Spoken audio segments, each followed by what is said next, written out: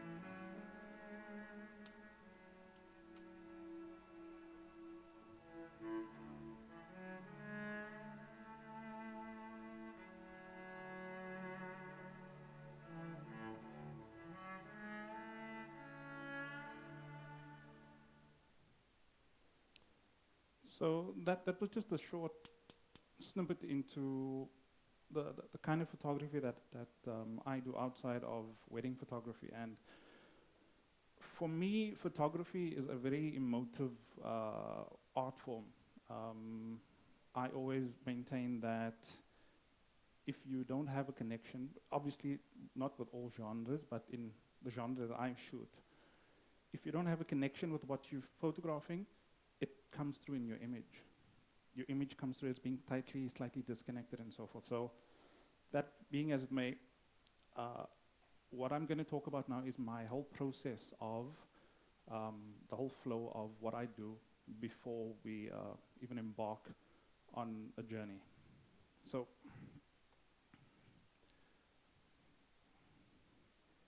not coming?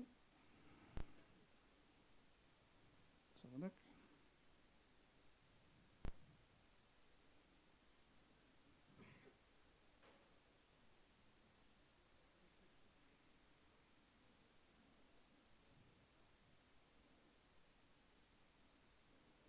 No. Just 1 second. Sorry about that, guys.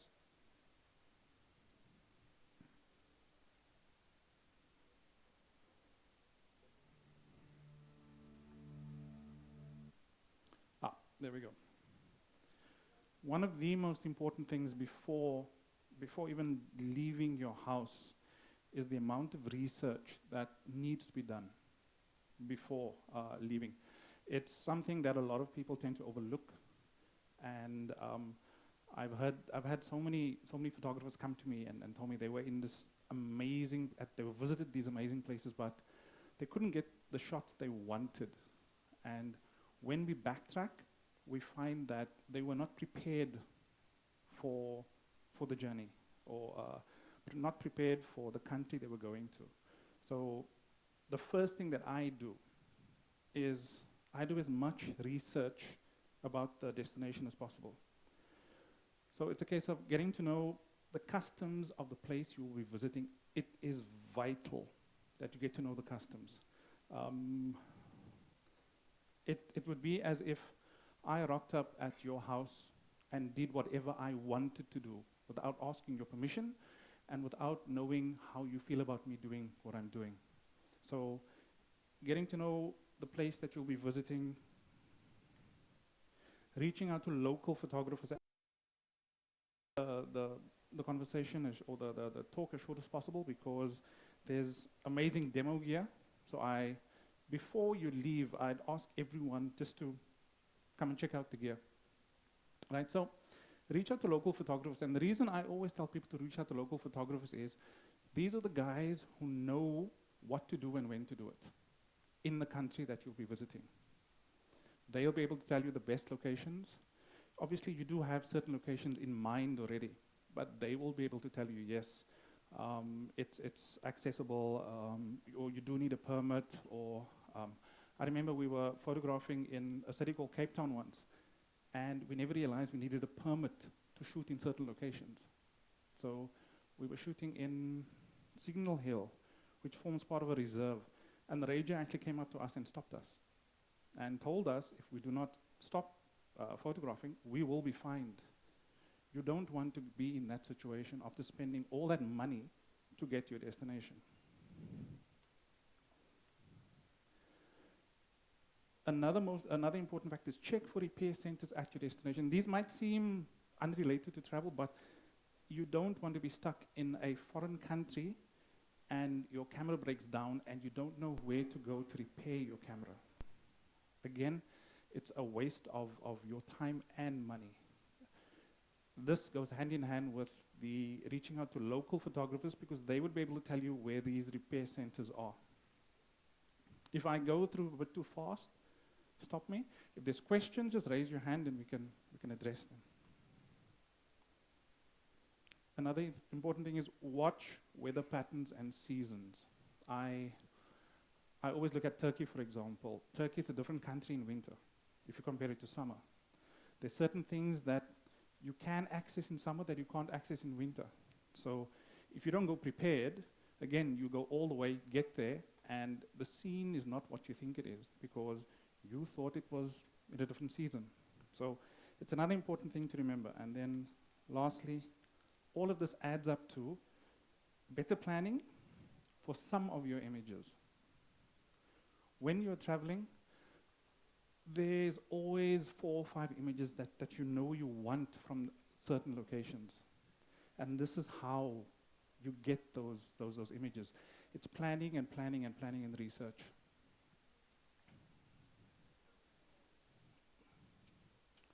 Which one? Is that better? Ah, perfect. So once you've done your research, there's one more. As I said, it helps with your itinerary. One of the things that I found is good to do as well is, if you're traveling across a country, try not to crisscross too much.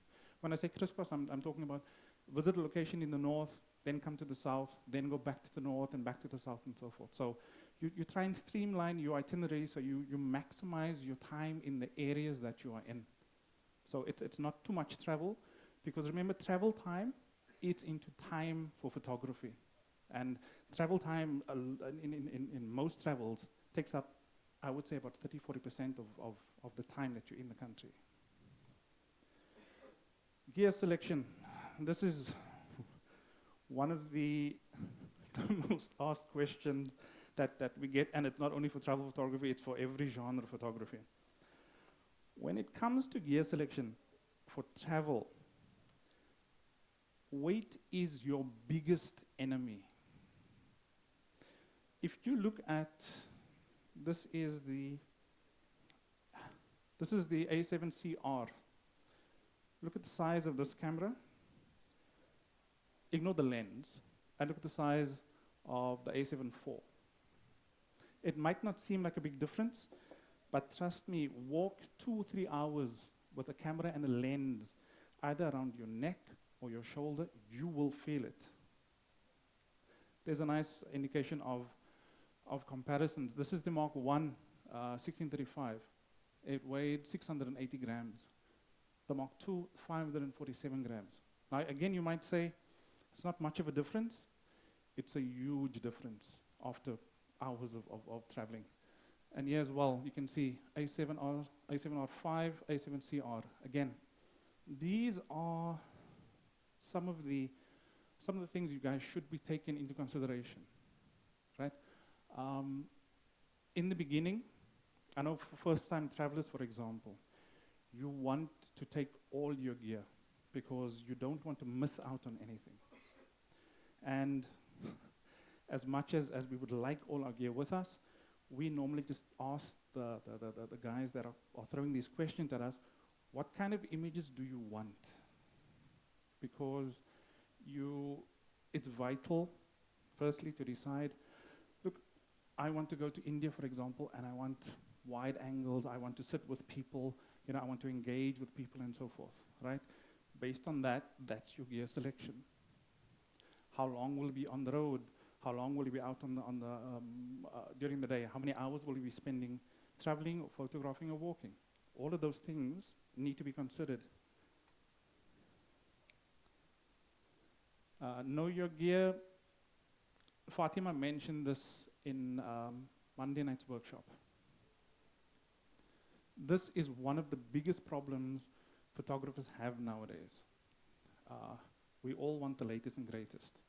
And there's nothing wrong with wanting that. But the problem is we don't know our gear properly. So I fly to Turkey, and I see the scene in front of me, which is dimly lit, and I don't know what I need to do or how far I can push my ISO. So what do? I try all the settings, and it's tick, tick, tick, tick, tick, tick, tick, and I hope that I get a good image. Hoping to get a good image is not the way to do it. When you have your gear outside of travel, and it's something Fatimah and I do when we're not shooting, we're not doing weddings, we practice. We try and shoot in every conceivable scenario. Dimly lit, too much light. I try and push, I normally what I do is, I try and see how far I can push my ISO in different situations, so that when I do travel, I know, for example, I can't go past 1,600. It just makes it so much easier to get the images that you want instead of guessing and hoping that when you get back to upload your images, you have a few good images. And as always, fixing it in post is not the way to do it. Fixing in post means you didn't get it right in camera. And the only way you're going to get it right in camera is by building up experience. It's shooting all the time. In your spare time, I should say. An example of knowing your gear. This image was, I don't know how many of you people know of Table Mountain. Table Mountain is a mountain found in Cape Town. It's the last remnants of a plateau. So I think Table Mountain is about 5 kilometers above sea level. And it's a very dramatic rise. You get the beach, you get the city, and you get the mountain.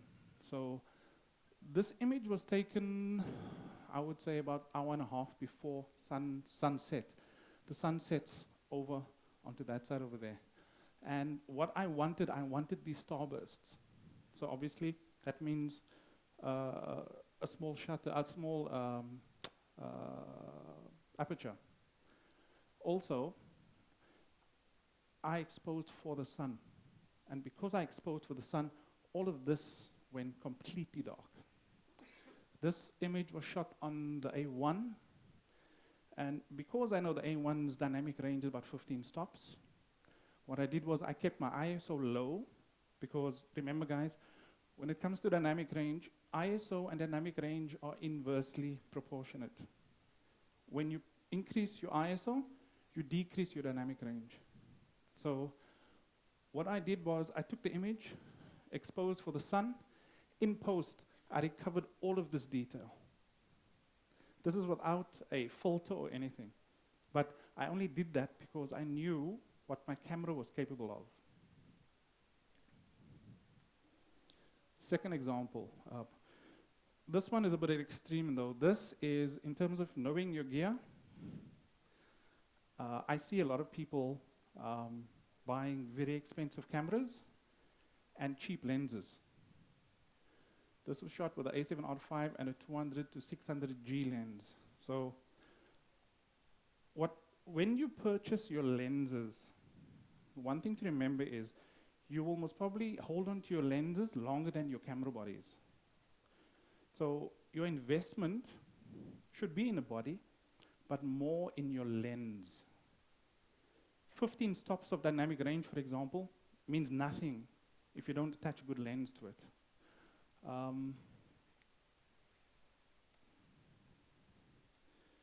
The distance from where I took the image to that pier is 7 kilometers. Where I was standing to those buildings is 22 kilometers. I could not do this, I cannot do this with a cheap lens. So again, I know what my lens is capable of, I know what my camera is capable of, and this is the kind of images that you can get. Whatever you do, get to the point where you know exactly what to do and when to do it. A lot of photographers come back and tell us, we missed a shot, or there are certain festivals that I remember the one guy went to a festival in India, and things were happening so fast, he took so many images and all the images were out of focus because he had the wrong focus mode, it was too slow, and he had I think he was using one of the kit lenses as well. So it wasn't focusing it fast enough. So these are all things that you need to consider when doing these things. Focal length is absolute key in your decision making. The way Fatimah, I always mention my wife first, the way Fatimah and I decide on lenses, we look at the focal length first. So what we do is, I decide, how do I want my viewer to feel when they view the images? Do I want them to interact with the image? Do I want them to feel as if they're sitting there looking at the image or in the scene themselves? Or do I want them to feel as if they are voyeur, where they are standing here and the image is somewhere over there? So if you look at it, you go from ultra-wide, you go from your ultra-wide, wide, standard, tele, and super tele. Everything on this side, your viewer will feel as if they are sitting in the scene. Everything above, I would say from 70 upwards, your viewer feels as if they are not part of the scene, but they are looking at a scene happening elsewhere. This was taken on a train in India. We spent, I think, 2 weeks in India at 28 mil. So when you look at this, it feels as if you are sitting behind this girl because it's taken on 28 mil. That's 35 mil. You still feel like you're kind of part of the scene because the field of view is still kind of standard. 50 mil, a little bit of the same, a bit longer, but you still feel there. That's 124. You don't interact with that scene anymore. Now it's a case of you standing here and you're watching a scene that's a lot further away. That's even further, 200. And just to show you, to take it to the extreme, that's 400 mil. This was, I think I was about 1 kilometer away from the scene. So these are the considerations that I normally take into when selecting my lenses. For me, gear selection, or I should say for me, lens selection is more emotional than technical. How do I want you to feel? If I were to take, for example, can we switch?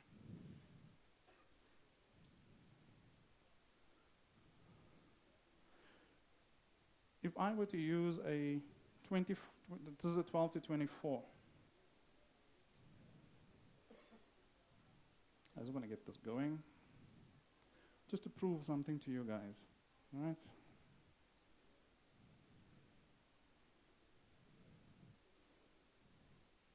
There we go. It's on?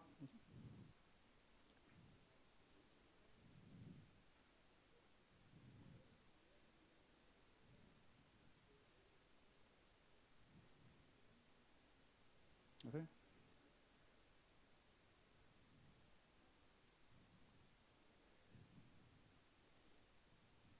Okay. No, it's fine. We'll just kind of what's right. Like I mentioned earlier, you need to decide what it is you want. And as silly as it sounds, your viewers do interact with your image. The one thing that I always do as well is decide on how the viewer feels about the image. And I think I mentioned it when we started. I'm of the philosophy that if I go into a situation and I'm rushing my images, the images that I produce will be rushed. So when you out there traveling or whatever, depending on the amount of time that you have, what I normally do is the first day that I'm in a location, I will walk around with my camera. I won't take any images. The next day, I will do the same. If I have enough time, I will do the same, because what that does is the people in the area become used to you. You know, sometimes us photographers think that we have the right to point the camera in someone's face, take the image, and walk away. So it's all those things as well that kind of sours the experience and makes it difficult for photographers who are trying to do the right thing. So again, it comes back to doing your research, knowing the customs, and all of those things. Find your bearings. This is vital as well. And this comes in as part of your research. Know where you are staying and where you want to be, and the relation between the two. A lot of times, we find that we're in a new location or new country. We don't know the lay of the land. We don't know where things are. We'll wing it. We'll ask one of the locals. You end up spending 2-3 hours trying to find the place. And sometimes the images that you want are time dependent. For example, you want to get the sun setting over Hagia Sophia, for example. There's a short window where you can get that. So these are all, again, considerations. Be respectful. It's one of the most important things. I mentioned earlier, I do not immediately take images when I get to a new location. I will walk around with the camera. I'll speak to the locals. I'll greet them. Even if we don't have a conversation, I will see you. I'll greet you the one day. The next day I come, I'll greet you again. The third day, you'll find that it's fine if you lift the camera, right? There's certain times you can ask for permission to take images where you need to ask for permission, but there are times where you realize that the locals are okay with you, and that's how you do it.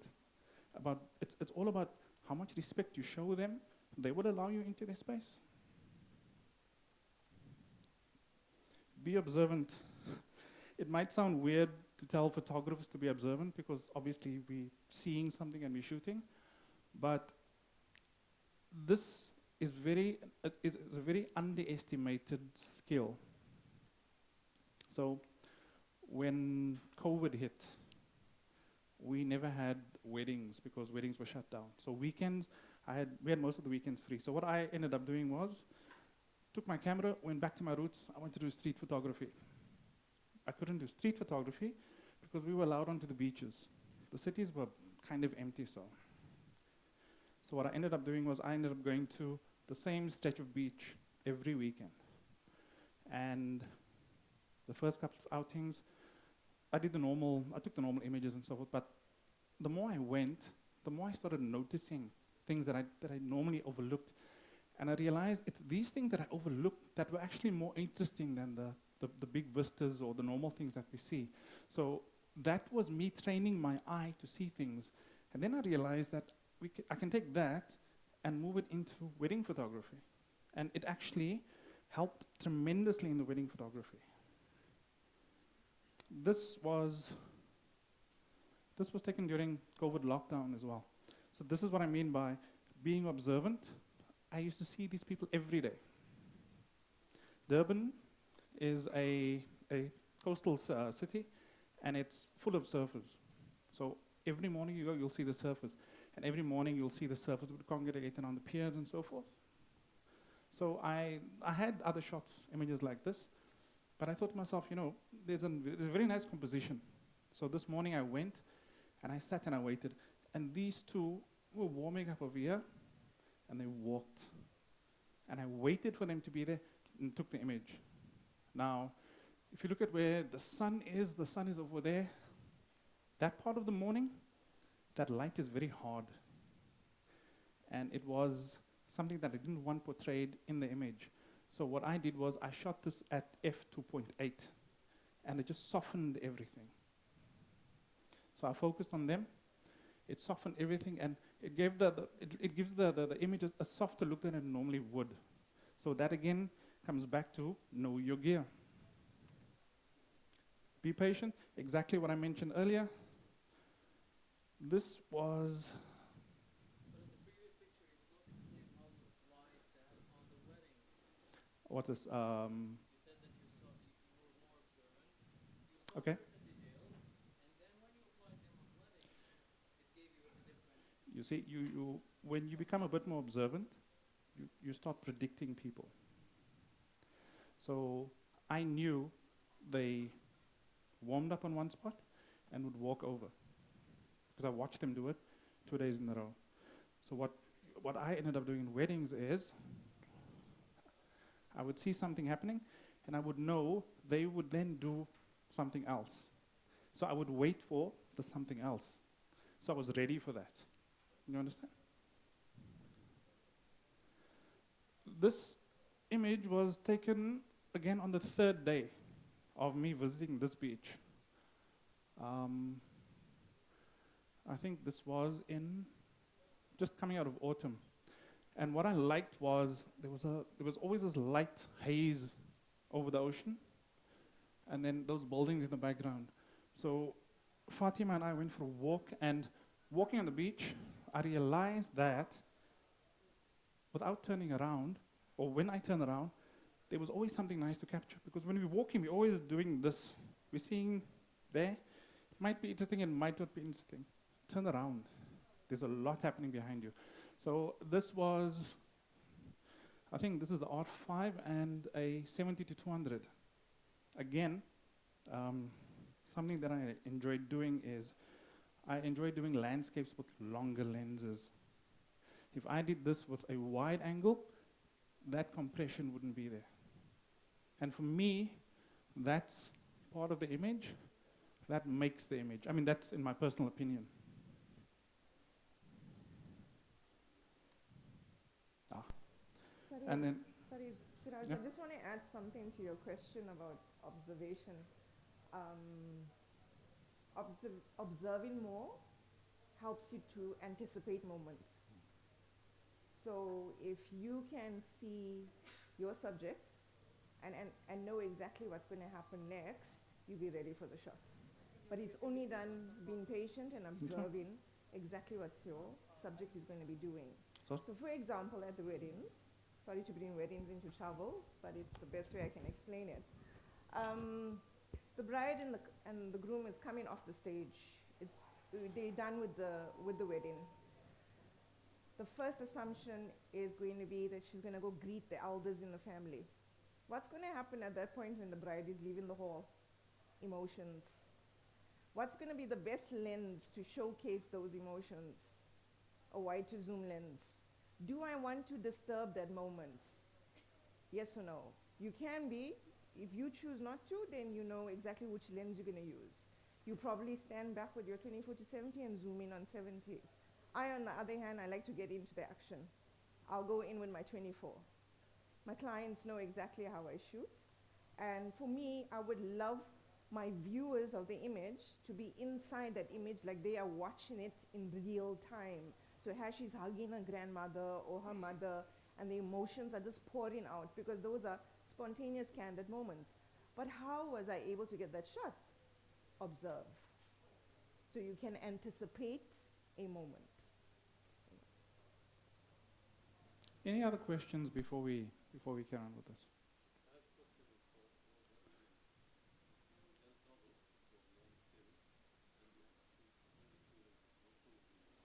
For landscaping, that would depend on. Yeah, that would depend on where you're going, though, because for me, if I look at if you're going to a mountain range, that's got massive vistas, but it also has the rolling hills. I would do 2 lenses, one wide and one long. The wide would give you your vista, which is a normal landscape. I would do. There's the 12 to 24. 12 to 24. Again, it depends on where you're going, and what you want. See, the thing is, the distance between you and your subject depends on. So then I would do 1635 to be on the safe side, and I would say 70 to 200. So it gives you vista, but it also gives you those long shots where you maximize compression, and it gives you that depth in your image then. As I mentioned before, this was taken on a 400mm lens, and again, it was part of that stretch of beach that I normally just visited. I never thought of these images until I used the 400mm lens. A story about the 400 though is, I asked Sony if I could have the lens for 1 month, and they sent it to me, and they forgot they gave it to me. So I had the lens for 6 months. I just kept quiet because it's 400 f2.8. The first 2 times I took the lens out, I hated the lens because my favorite lens at that time was 1635. So I saw in 1635, and I framed for 1635. So when I started using the 400, I was still in that 1635 frame of mind. So eventually what I did was I looked at the lens, and what does the lens bring to the table? It's massive compression. So if you change your mindset, this might not be too pertinent or too relevant to the topic, but just a little bit of history. If you change your mindset in terms of what the lens brings, you'll be able to use the lens in a lot more versatile situations, I should say. So because of that, I knew, okay, fine, this is 400mm. If my subject is there, I'm further away, I'd get all this depth in. And it didn't, it actually helped that there's always this light mist. So you'll see some people are more prominent and so forth. So again, one of the things that I try and do in my images is I try and create depth in my images. The focus was on them. We have a question on the side.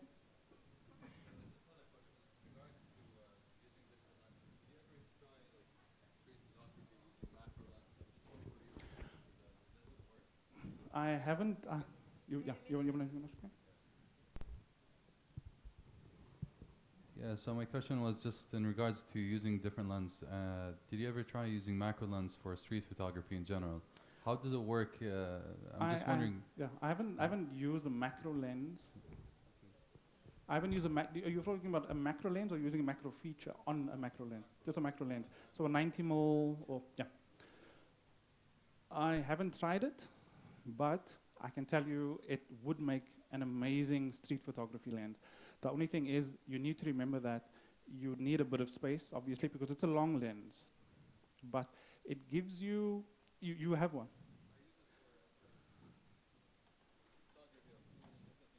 Yep. Okay. But this is one of Sony's best lenses. Even as a portrait lens, this is tack sharp. So you don't mind if I... Because it's a longer lens, obviously you need a bit more distance, right? But you see, one of the added bonuses, and it's pertinent for travel as well. If you use longer lenses, you don't disturb the scene. So people become less aware of you because they're not aware that you are taking images of them, right? And it actually gives the image a different effect in terms of separation, background separation, and so forth, if it's used nicely. So I suggest you try it out, seriously. I'm sure it'll make an amazing street photography lens. Any other questions?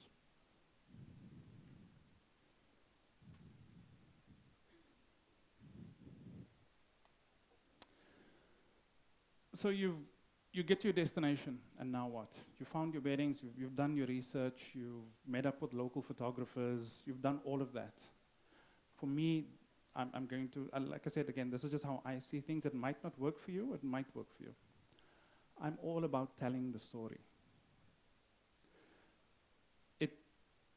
For me, if you put images into context, it has a lot more meaning to it. Look, unless you are doing commercial photography and they need images for billboards and they give you a brief, we want X, Y, Z images, that's it. But if you're out there and these are for your personal project, for example, and you hope to monetize it, right? Always tell the story. Put your images into context. I'm going to play a video for you, and again, excuse my voice. Fatimah and I went on holiday to Turkey about a year and a half ago. The initial urge was to, okay, I need all my lenses, I need everything and so forth, but then we decided if you take everything, it's just going to weigh you down. So one camera body each and one lens. Fatimah took her A9 and she had the 55mm. I took my A7R and I paired it with my 16-35mm. For me, Turkey was Hagia Sophia. I'm a history buff, so I wanted to go to Hagia Sophia. And if anyone hasn't been to Hagia Sophia, it's this amazing, amazing, massive internal space. That the way they built this cathedral centuries ago, even if I think about it now, it's just mind-blowing. There's no pillars supporting the roof of the cathedral. So you've got this massive internal space. That's why I took my 16-35. When eventually we got to Hagia Sophia, we were walking around and we're looking at different angles and so forth. And I always look for interesting light.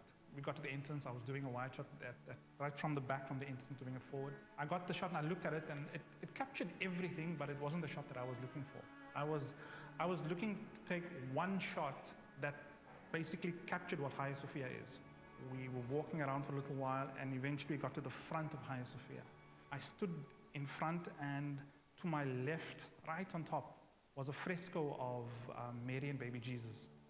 And then right in front of me was the pulpit where a Muslim imam would normally give his sermon. And for me, that's the history of Hagia Sophia. It was a cathedral and then it became a mosque. But what the Turks did was they never destroyed anything in the cathedral.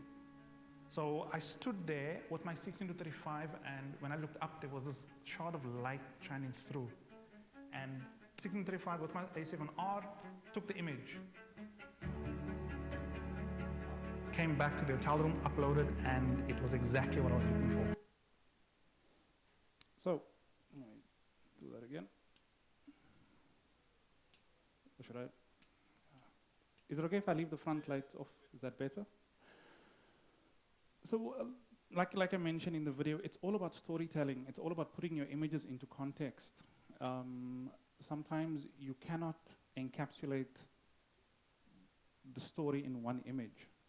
So what you do is you photograph fragments and pieces so that when you put them together, it's the story of wherever you are.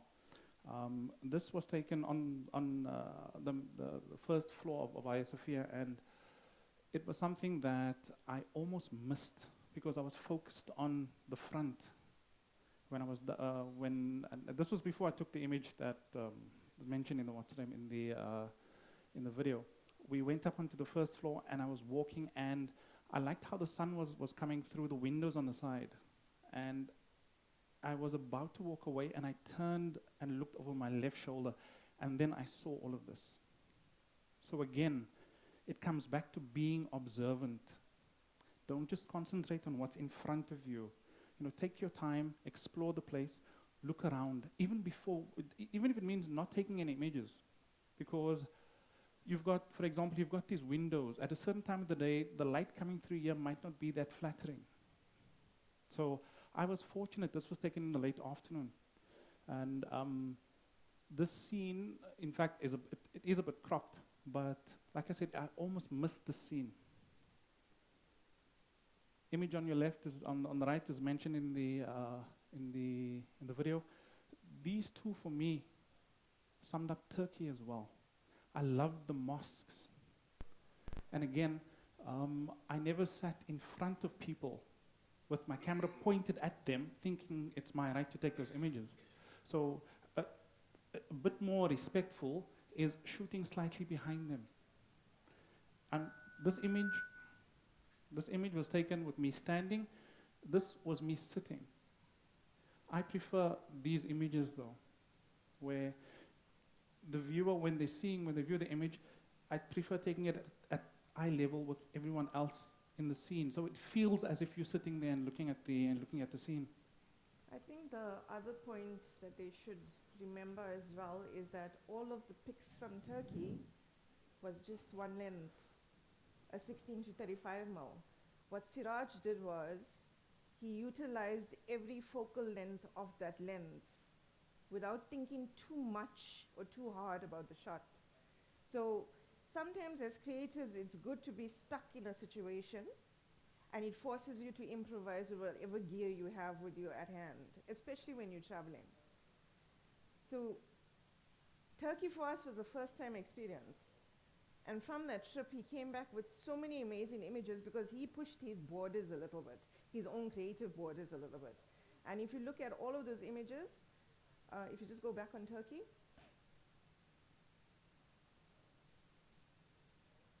the image on your right is wide, 16 mil. The images on your left is a range between the 16 and 35 mil. Right? So you are never limited as a creative. You just got to think out of the box sometimes, and how you're going to utilize the gear you have with you on your trip. And again, I always come back to the point of know your gear. If you know what your gear is capable of, trust me, your 1635, your 2470 becomes so much more versatile. Don't feel that, another point I should say is, don't feel that you should use a lens for what it's been made for. Like I said, I use a 70-200 for landscapes. Normally, when you start doing landscape photography, they tell you, no, you need a wide lens. And it's just what happens. But I prefer the look of a landscape shot on a longer lens. In fact, a friend of mine, he uses a 200-600 for landscapes. And his images have so much depth. There's nothing wrong with the vistas. I mean, those vistas are stunning. But for a different look and feel, use the different lenses. That, though, comes with experience. So try and use as many different focal lengths as you can in your spare time, so that when you get into a situation where it really counts, you know what to do with the lens. I think we had a question over there.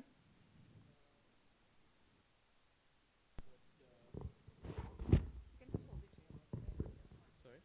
Oh, sure. I was just wondering if you face any problems specifically in this area taking photos where it's prohibited to take photos, and how you address this issue. Like, did you just try to sneak in some photos, or what's the ethical approach, I guess? I think in Turkey, I just want to add on, there is a cheat mode. Put it on silent shooter and nobody will catch you.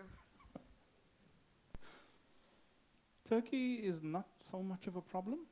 And again, these areas, obviously, Hagia Sophia at this point was a museum, so you were able to shoot. It's become a mosque now, so you can't actually get the shot anymore. Yeah, no, it's become a mosque now. This was before they made it a mosque, or the front section a mosque. So this was on the second day we visited Hagia Sophia. The first day we walked around, I scoped out the area and so forth. I took some images. I wasn't too happy with them. Second day I came, and then this is what I got. Inside the mosques, as I mentioned earlier, I'm not sitting in front facing people.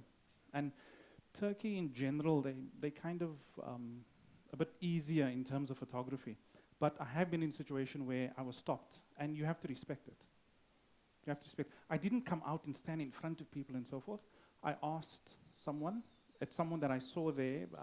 It was another mosque that I visited, I think on the third day. Even though I had my camera, I asked and he said no. And I stopped. You should have the confidence to ask and accept whatever they tell you. Again, it boils back, it comes down to be respectful. If you're arrogant about it, it's just going to sour the whole thing. And in fact, you need to think of, if you mess it up, you're not only messing it up for you, you're messing it up for other photographers as well. Aren't you?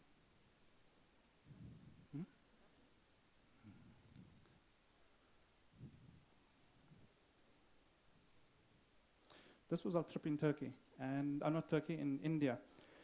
And the Taj Mahal, for example, is one of the most photographed buildings in the world. And the last thing that I wanted to do was to get a standard image of the Taj Mahal. So what I decided to do was I'd get my safe shots. But it was myself, Fatimah, and 3 of our friends. So what I did was I followed them. And the images that I got this is what you'd see when you walk through the doorway, your first view of Taj Mahal. That's Fatimah, that's our friend there. This for me is, Taj Mahal is a tourist destination. This is what tourists do. So this is an image of tourists at Taj Mahal. Instead of just getting, I have another shot without them. But I prefer the shot because for me it puts it into context. No, exactly not. And this is my all-time favorite image from that trip. We were actually leaving this area. And as we were driving, we were driving past all these roads leading off the main road. And as you can see, this is the frame of the window. So I actually was asked, after someone looked at this, they said, but you know what? Why do you have the frame in there? And I said, I did that because that was my view. I wanted people to know that I'm sitting in a car and I'm looking at all of this. If I had taken that out, it would just be another image. So these are the things that exactly, that's all about storytelling.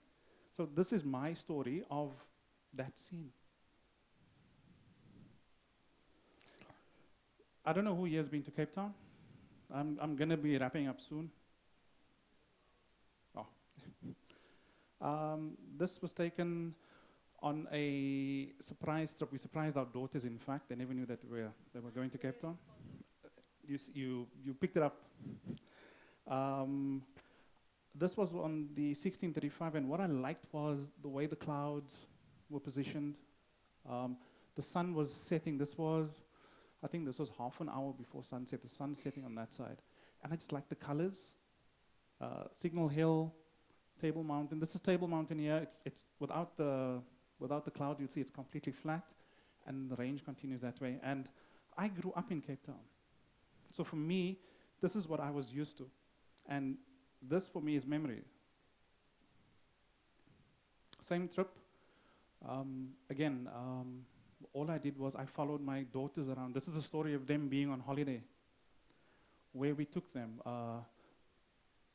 These are my older 2 daughters. They grew up in Cape Town. Well, they didn't grow up in Cape Town. We left when the second one was born, we left Cape Town. So she doesn't have memories of Cape Town. So we just went around and we showed her the scenes. And what I did was I just followed them because I loved their expressions, like, oh, that's like this and it's like it. So again, the way I look at this is, these are travel images, but these are my memories and these are their memories. So you take that, you move that into commercial travel photography, for example. Ask yourself a question, right? Old family images. How often do you go and look at them? And if you look at the images, technically they are completely off. Exposure's off, the composition is off, the colors might be off. But when you look at them, you feel something. And that for me, what you see is secondary to what you feel after looking at the image. If your viewer can feel something, you've done it right. Again, I had to put that one in. That's Fatimah. And this is taken from the top of Table Mountain. So again, there's the photographer taking the image. There's the image. You quite sharp here. Huh? This scene again, I almost missed because I was leaving the beach. This was shot on a 400mm lens, and again, it just shows the importance of turning around and looking behind you. I was about to walk up onto the promenade and leave. I turned and I saw this image. This was with the Sony A9 Mark II. I lifted the lens and I shot off a few images. But I waited as well, because I know what normally happens here is, in Durban, there's a church that brings their congregants to the beach to baptize them. So I wasn't sure if he was baptized already or still to be baptized. So what I did was, I loved that image, I took that image and I waited. And then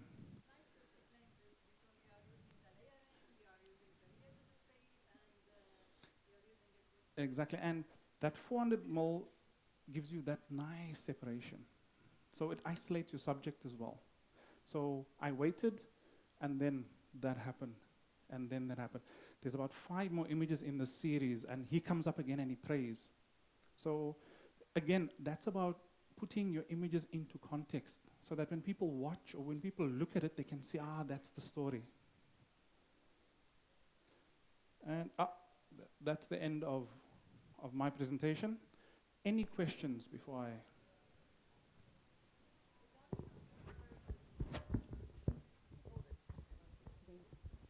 Regarding on the first slide at the beginning, I would like to know if it's like, how will you know if it's okay to take pictures of the crowd, of the locals? Are they okay with it? Are they fine with it?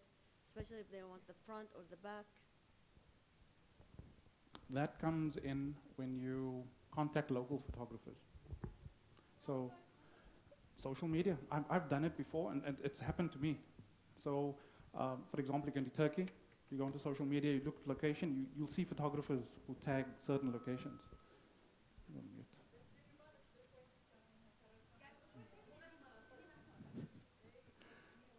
mute. We need subtitles. So.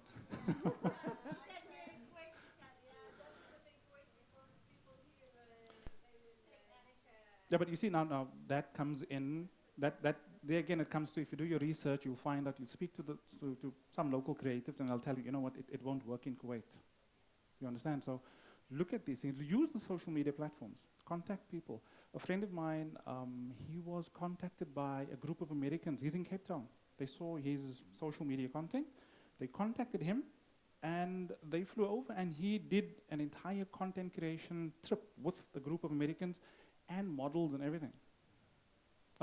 That was for content creation, but the same thing you do with, if you're going to visit certain countries and you're not too sure about, will they allow it, won't they allow it? Reach out to the locals. If you, what I normally do is, I'll see you tag a certain location. So I'll reach out to you. And then I look at what you tagged in. And I look at those photographers and I reach out to them. And you see the circle get bigger and bigger. So you need to do your research in terms of the people that you reach out to as well. But in most cases, it's genuine people. I've spoken to people online and then traveled and they've met me. And obviously you need to be a little cautious wherever you go. So you meet in public spaces and you discuss things, and that's how it happens. I think the other step you can do is go directly to the area that's managed by an office. For example, like in Cape Town, if you look at all the mountains, Table Mountain and Lion's Head, it is managed by a reserve, right? So when you contact the reserve and you ask them, I am planning to do a bridal shoot at Table Mountain, what time can I be there? Do I need you end up getting a permit to shoot. Exact same thing like if you go into a shopping mall, contact management directly and ask them, is it allowed? I am doing a project for whatever, even if you have to make up a story that you want to build up a portfolio, do it. There's nothing wrong with asking. If you get a no, it's their rules and regulations, you got to respect it. Rather than going to the spot, take pictures and get embarrassed. That's the worst thing you can do. But again, it's besides researching with the locals, go directly to the source and ask them about it. Confidence. I've seen your shoulders. Confidence. You have to build the confidence to ask. Yeah. Okay. I think with the demo session, Seraz is going to. You need to connect to the screen, and we're going to showcase the focal lengths of. That's if I just want to see if this. The focal lengths of the most used lenses when it comes to travel. And then we'll also get adventurous with the 10 to 18 mil, I think, or something like that. There we go. So I'm going to put the slide back. Oh, God. Put the slide back on again. I'm going to use you as models, you don't mind, right? Just to showcase, when I say people, how people interact with your image, if you look at, if this is the 12 to 24, so this is on 12 mil, which is a bit extreme. You don't normally shoot people on 12 mil, but I just want to show you, right? If you look at that, compared to, yeah, no, I'll get to the second row now. But if you look at that focal length there, or we're on 24 now, I would say make it 18 perhaps, right? That image there, or that frame there, it feels as if you're sitting right in front of it. It feels as if you're sitting in the image. And that's an example of how your viewer interacts with your image. If I were to use a longer lens, 1635. I'm gonna do an extreme one and then come back to 1635, right? So I'm going to use, thank you for volunteering. As soon as that wakes up, there we go. And we'll do auto. There we go. Let me do that. This is a 135 mil prime. So this is on the opposite end, basically. So if we look, your viewer doesn't feel like they're part of that image anymore. Now it feels as if I'm sitting here, I'm a voyeur, basically. The scene is over there. There's no interaction, and there's nothing wrong with those images. So what I like to do is, when I can, and I am able to take a few of the lenses that I have, I like to mix it up. So a few of the story images would be close by, and then a few would be taken further away, and then combine that to tell the story as such. This is a 135 mil f 1.8 G Master. Who's volunteering? Thank you. Yeah. Just to give you a bit of information on this lens, though. There we go. To give you a bit of information on this lens, a lot of people tend to not use this lens for some other reason. I love this lens. It's one of Sony's best lenses ever. Where's Faisal? There we go.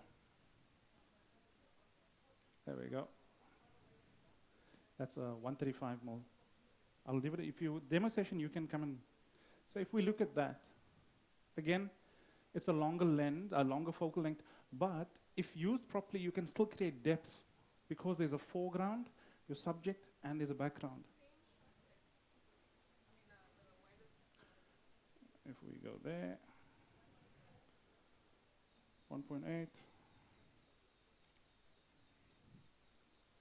We do that.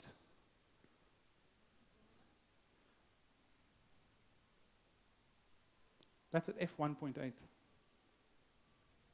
So, like I mentioned earlier, don't be afraid of experimenting with the different focal lengths, because a lot of times we have we tend to fall into ruts, into our comfort zones.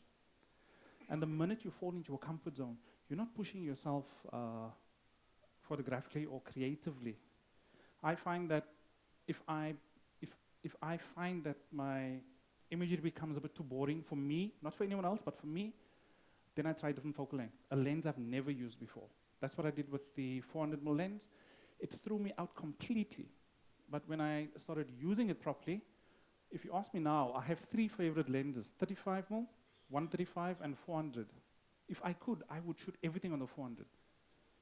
So, you know, it's about pushing yourself, getting out of that box, and thinking outside the box as well. Because I always tell my children, you can't say you don't like something unless you've tried it. So, you know, no, 135, it's not my focal length, but you haven't tried it. How do you know it's not your focal length?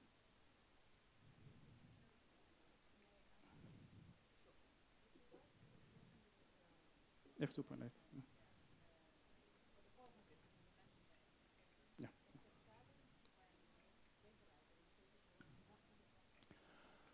I have, it's a pity I don't have that image, in fact. The the nice thing about the Sony super tellies, the primes especially, is that they are super light. And I don't think we have one here though. So I have shot with a 400mm lens without a tripod in wind. And it's a pity I don't have that image though. In wind, and because it's so light, I got the image that I wanted. I just made sure that my shutter speed was fast enough. You can't do this in low light. Low light you need, especially when you got those longer lenses, that picks up any movement. You know what it's like. It picks up any movement. But again, it comes back to know your gear. I've practiced it long enough to be super steady, even with the wider angles. So I normally have a monopod with the 400mm because it's a lot more mobile than a tripod. But there was a time where I forgot the adapter that my monopod uses to fit onto the pedestal. So that day, in fact, it's one of the images that I'm proudest of, and I don't have it here. It is a shot of I think it's called kite surfing or windsurfing. There were 3 of them, and I was standing on the pier, and we had the Moses Mabhida Stadium in the background. And because it's 400mm, that compression and that came in, where again it was about 18 kilometers distance. But I got the image that I wanted. If you get the opportunity, try the lens out. I mean, it's super expensive, but try it out. It's an amazing lens if you have the distance to use it in. So 1635, we saw the 1224. 1635, this was my favorite lens until Sony spoiled it with the 35mm f1.4. And again, if you look at human interaction, this lens is absolutely amazing.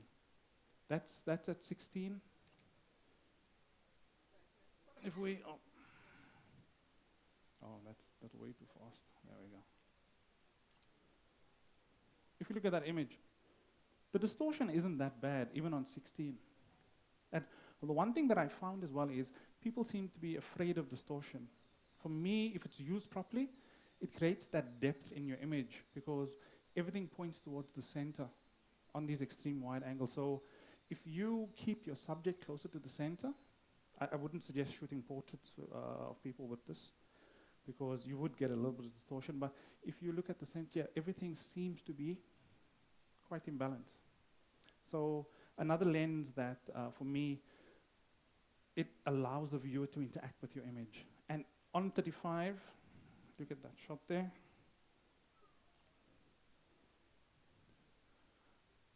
I might get crucified for this, but I actually prefer the 35mm focal length over 50mm. Everyone says that the 50mm gives you the standard frame of view. I think 35mm does that a bit better because it gives you a lot more depth than the 50mm does. You can get depth with the 50mm. It's a lot easier with the 35mm. For me, this is a lot more pleasing to the eye. And like I said, it gives you that depth if it's shot at the right height and so forth. This is the Mark 1, I think. Yeah, it's a Mark 1. The other thing as well is, I haven't touched on video, but what I like about what Sony's done with their Mark II version, with all their Mark II version of the lenses is, the lenses are more video-centric. So you've got your aperturing on the lens. And the lenses are a lot like the Mark II versions are a lot lighter than the Mark I version.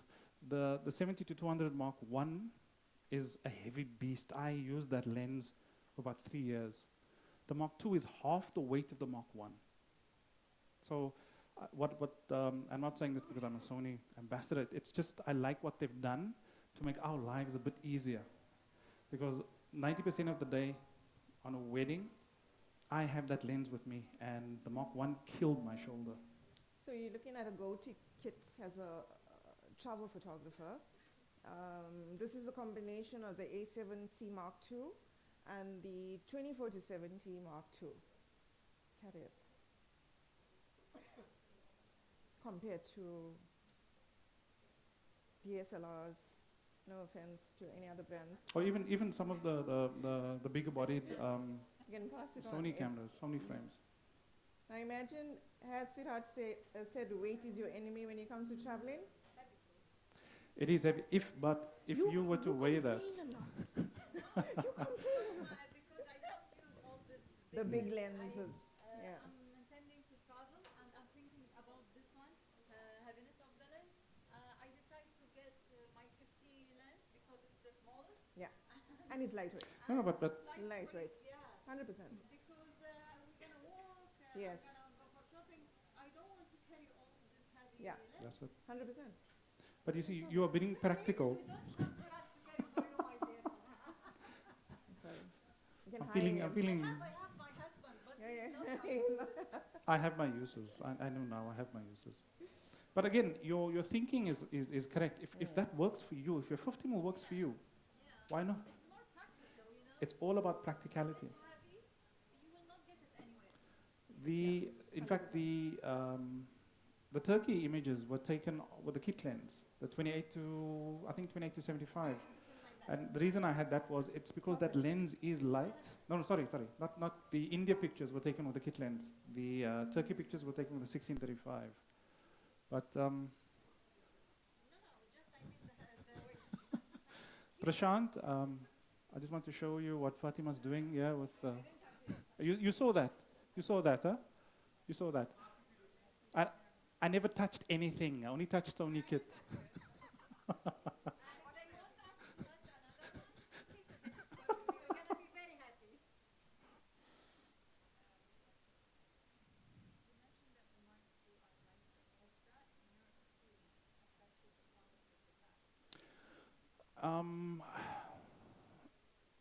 Generally, the Mark II versions are a slight step up. In some cases, it's a massive step up. Sony might kill me for this. I'll give an example. The Mark I 70 to 200 GM, the Mark I, for me shouldn't have been a GM. It was a good lens. It wasn't a brilliant lens. The Mark II was released, and the Mark II is a proper GM in terms of weight, in terms of autofocus speed, and in terms of image quality. So I'm not saying don't buy the Mark I's, but if you do your research, you can kind of get the gist of these things.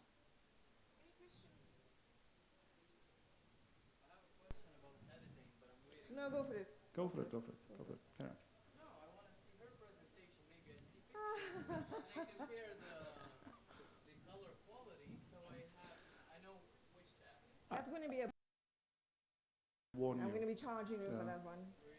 I have to warn you though, our editing styles are different. Oh, we fight. Yeah, we fight. You will see very different He images. stays away from the wedding editing. Stay away. I will push my ISO to numbers that. Just put your phone on. Oh. Fine. Yeah, keep quiet. I will push my ISO to numbers that you shouldn't push your ISO. I push it all the way. I cranked it up. What I normally tend to do is, if I go into a situation for the first time, for example, and I've got time to play with, I will push my ISO up to. I think the most that I've used was 52,000 ISO on an S3. I shot in complete darkness, purely because I wanted to see what this camera can do. And what I did was, there's a prayer hall that I visit quite often, and when we're praying, the lights go off, and I saw light coming in from through the windows from the building next to it. I looked at the light and I thought, okay, if that's the only light, what can I get with that? Again, I was fortunate enough. I approached Sony. I told them, I need an A7S III, and I need a 50mm f1.2. I used that image. I think my phone died. I've got the images on my phone. But I cranked it all the way up maximum, and I shot on that. And I was very surprised at how clean the images came out. And it wasn't a case of lowering my shutter speed to where, it picked up vibration.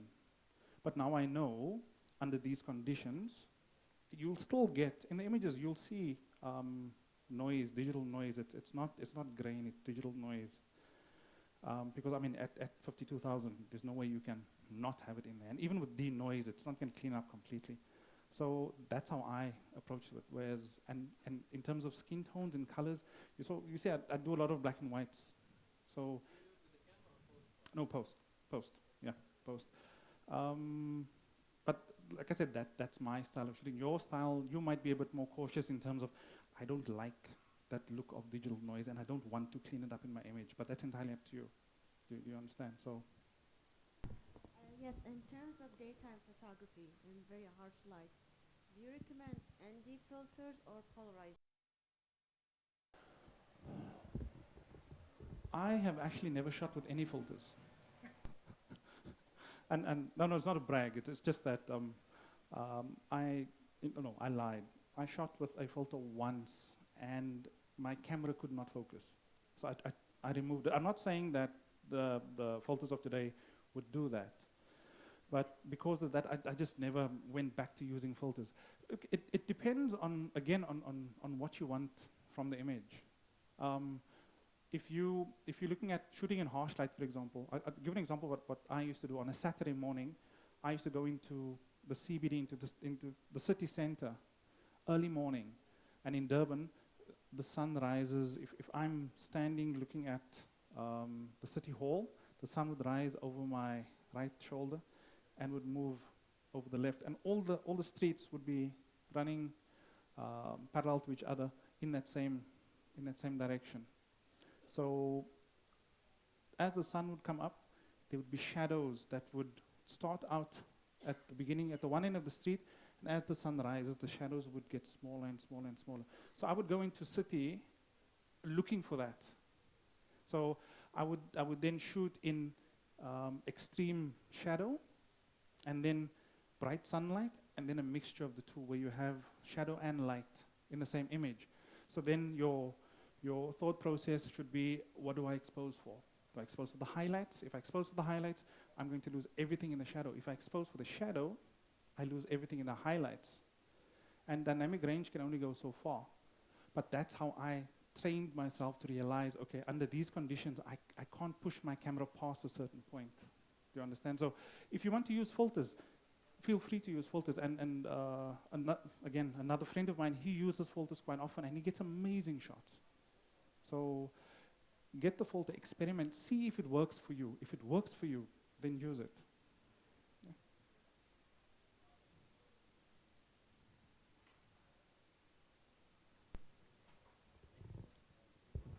Good evening, sir. How are you? I'm fine. Sir, my question is, when we shooting like mountainous pictures, you just show. Mostly in your pictures, you said that you took this picture on 2.8. But some of my seniors and some of teachers said that when you took like this picture, you should increase your aperture to like f4. Is it good? We use aperture 2.8 or like 1.4 or 4? Again, I agree with what you were told. You don't normally shoot vistas on f2.8, for example.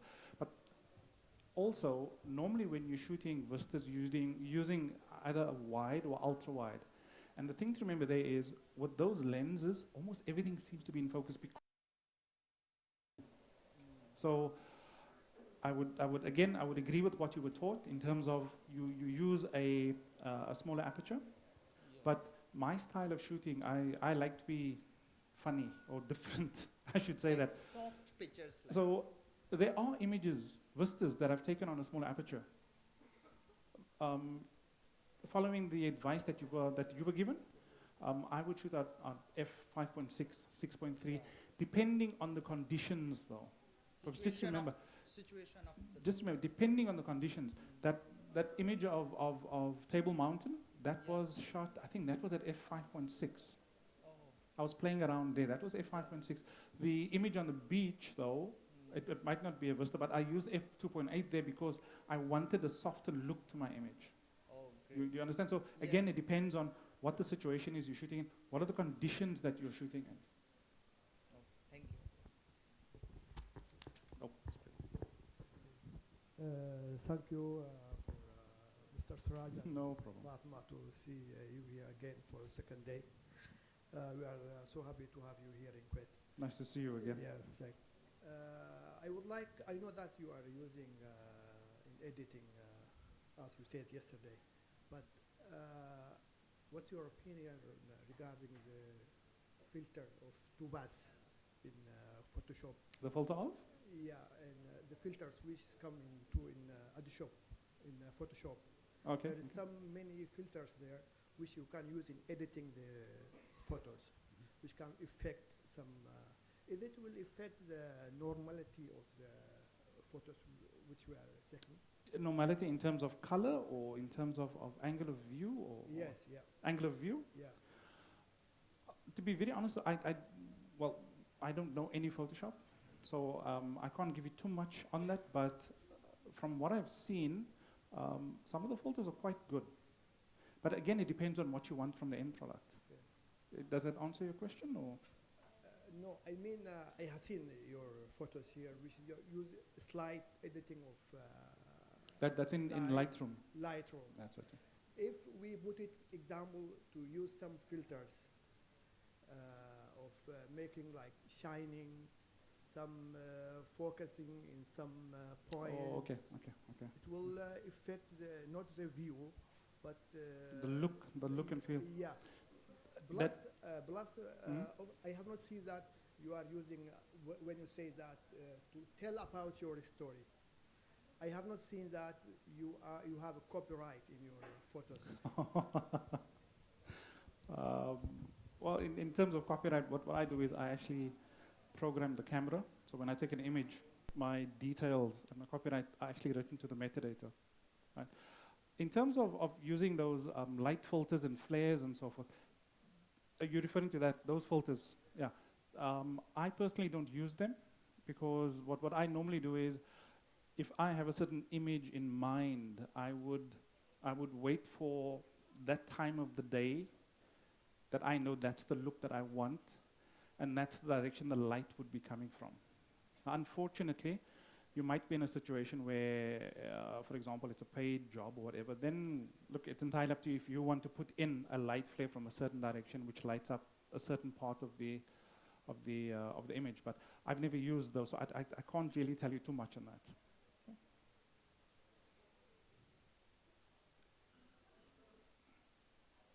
Yeah, last question. Thank you.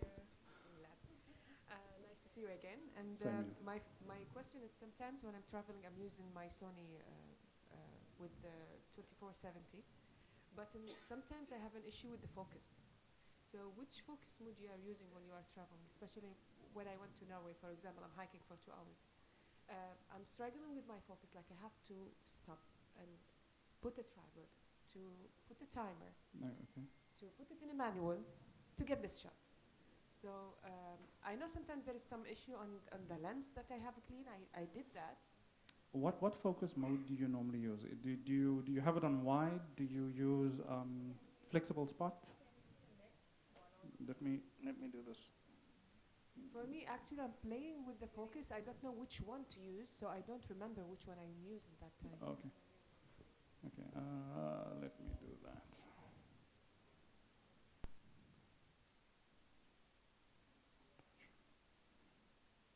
Okay. So when I shoot, I prefer doing everything manual. The only thing that I leave in auto is white balance, because I trust the Sony white balance completely. It's never failed me. But everything else is in manual, including my focus point. So if you leave it on wide, for example, the camera will focus on whatever's closest to to the lens or to the camera. So for example, if you're shooting through something and there's a branch in the way, it will focus on the branch. So I don't want the camera to make that decision for me. So what I do is I use flexible spot, and you can go medium. For me, I prefer small because I want to pinpoint. That's what I'm focusing on, right? But in a lot of situations, the medium works better, right? So what you need to do is you need to select, you prefer medium, I prefer small. It's entirely up to you. So with this, I can then, I can move my focus point around and tell the camera where I want it to focus on instead of leaving it for the camera to decide. You understand? Yeah. It depends. Again, it depends. If you look at landscape or look at wildlife photographers, for example, wildlife photographers would leave their focus mode on wide because they kind of isolate their subject. But if the subject is behind a branch or so, well, even if the subject's behind a branch nowadays, the Sony cameras can detect an animal there, right? But I know a lot of guys that do birding, for example, bird photography. They leave it on wide because they need to track the bird across the frame. And because they're using longer lenses, the bird is normally isolated. So the bird is the only thing that it can focus on, for example. And again, like I mentioned, now with the new Sony cameras, you've got all the fancy tracking features and so forth. Okay. Anything else that you want to add? Any other questions before I close, because I need to close the session now? No questions? Guys, please, before you guys go, there's demo gear here. Fatimah and I are going to be here. Come and play around with the gear. AAB has been generous enough to allow us to play with their kit. And thank you so much again for coming out. We really do appreciate you taking the time to visiting. Thank you.